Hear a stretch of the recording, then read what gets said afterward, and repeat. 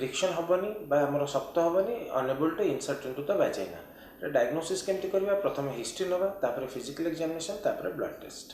प्रथम देखा हिस्ट्री आम जाना सका इरेक्शन होची न होची सका से गोटे इंपोर्टेंट मझे मझे प्रायतः निजर उठला बेले रात 4टा-5टा समय मॉर्निंग इरेक्शन हुए से गोटे इंपोर्टेंट हिस्ट्री ता सहित आम जाना प्रॉपर्ली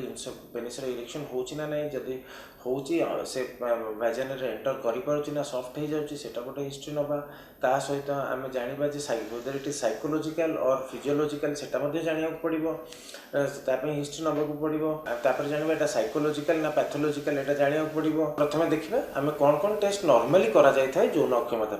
प्रथम सुगर टेस्ट करा जाए था लिपिड प्रोफाइल टेस्ट करा जाए था कि आम रक्त में चर्बिल अंश केमती अच्छी थायराइड टेस्ट करा जाए था